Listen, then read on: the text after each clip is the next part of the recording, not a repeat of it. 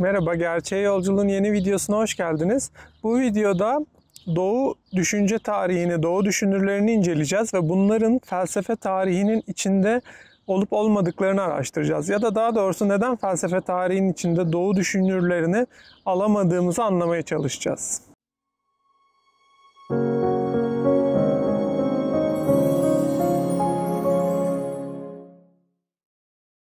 Doğu derken temel olarak Çin ve Hint medeniyetlerini anlıyoruz. Çin ve Hint büyük ve uzun süre yaşayan köklü ve antik iki medeniyetten bahsediyoruz. Hint ve Çin medeniyetleri derken.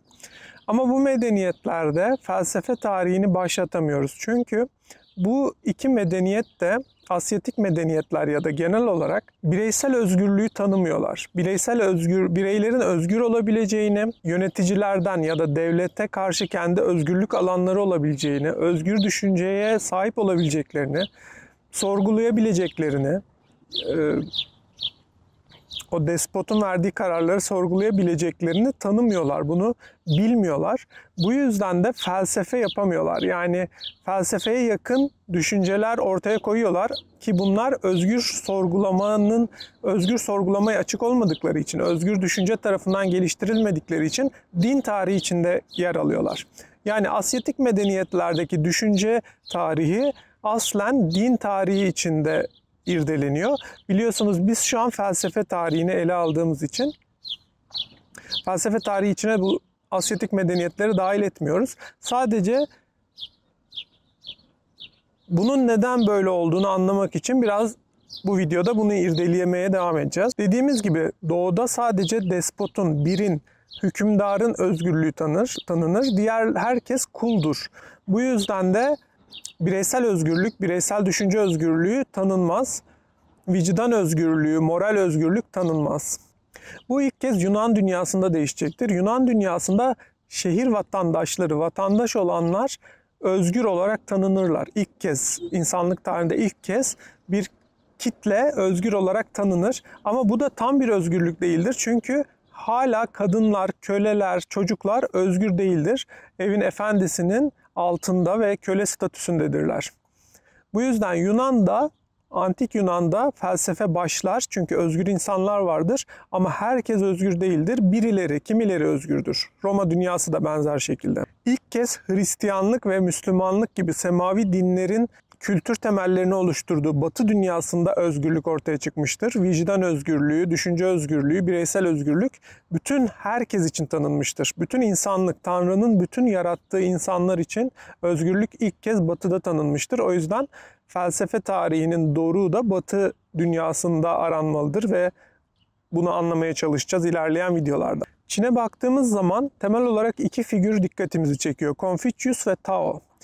İkisi de belli bir sistematik içinde bir sistematik düşünce sistemi oluşturmuşlardır. Özellikle Confucius sayılarla bütün gerçekliği belli bölümlere ayırmıştır, bölümlemiştir. Ama burada sorun şudur, yine başta bahsettiğimiz gibi özgür düşünce olmadığı için bu sistemler sorgulamaya açık sistemler değildir. Yani bunlar bildirilen sistemlerdir. Confucius tarafından ya da Tao tarafından bildirilen açıklama sistemleridir, düşünce sistemleridir ve bunlar kendi içlerinde sorgulanamazlar ya da kendi içlerinde akılsal bir tutarlılık gibi bir kaygı gütmezler. Çünkü sorgulanamıyorlar ve akılcı bir tutarlılık, bir mantıki açıklama getirmek gerekmiyor. Yine Hindistan'da Brahma durumu var. Yani insanın bütün kendi içine, düşüncelerine konsantre olarak bilebileceği bir duruma benzer bir durum aslında. Brahma durumuna ulaşmak.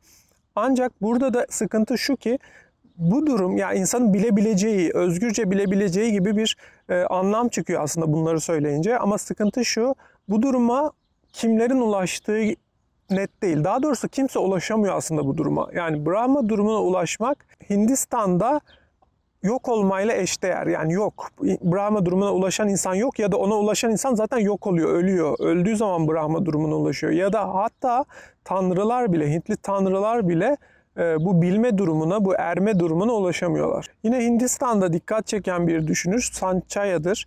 Sanchaya da Confucius gibi belli bir sistematikle gerçekliği açıklamıştır. sayılarla, belli sayılarla 8 aşamadan bahsetmiştir.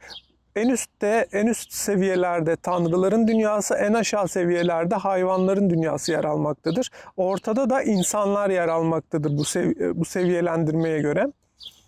Ancak insanlar Sanchaya'nın düşüncesinde de özgür değildir, bilmeye ulaşamazlar. İnsan dünyası bu anlamda özgürlüğün ve bilginin dünyası olarak değil, tutkuların ve sahteliğin dünyası olarak tanımlanır Hindu sisteminde de. Ve temel mottosu da ne ben benim, ne hiçbir şey benimdir, ne de ben varım'a varır. Yani gene yok oluş yüceltilir, yokluk yüceltilir. İnsan dünyası sahteliğin ve tutkuların dünyası olarak yerilir. Bu oryantalizm incelememizden sonra artık felsefe tarihine Yunan dünyasında giriş yapabileceğiz. Yunan'da az önce de dediğimiz gibi antik Yunan'da ilk kez özgür insanlar ortaya çıkmıştır ve felsefede ilk kez ortaya çıkmıştır. Bir sonraki videoda buradan felsefe tarihine başlamış olacağız. O zamana kadar lütfen aşağıdan felsefe ansiklopedisinde felsefe tarihi nerede duruyor ve nasıl bölümleniyor inceleyin. Ayrıca kanalıma abone olup bildirimleri de açarak yeni çıkan videolardan anında haberdar olabilirsiniz. Bir sonraki videoda görüşmek üzere, hoşça kalın.